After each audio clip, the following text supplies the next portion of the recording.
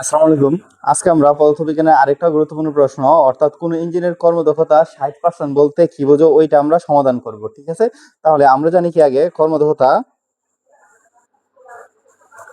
আমরা জানি কর্মদক্ষতা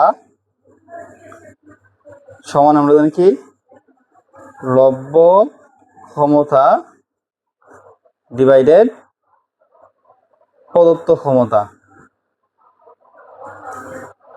আচ্ছা, লব্য ক্ষমতা ডিভাইডেড প্রদত্ত ক্ষমতা ইন্টু 100%। ঠিক আছে, 100%। আচ্ছা, এইবার আমাদের কর্মদক্ষতা দেওয়া আছে কত?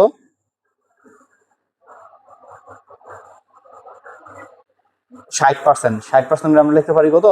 100 ডিভাইডেড 60। এটা যদি আমরা সূত্রের সাথে তুলনা করি তাহলে কত? লব্যর পজিশন আছে কত? 60 আর প্রদত্ত পজিশনের কত?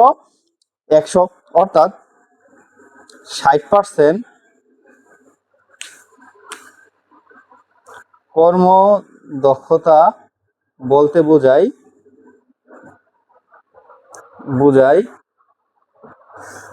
কোনো যন্ত্রের বা ইঞ্জিনের মোট প্রদত্ত ক্ষমতা 100 হলে এর 60 ভাগ লব্য ক্ষমতা পাওয়া যায়।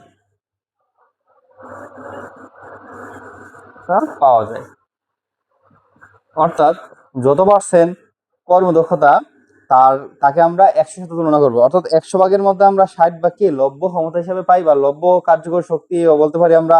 ঠিক আছে, ওই ক্ষমতা না বললে শক্তিও বলতে পারি। ধন্যবাদ সবাইকে।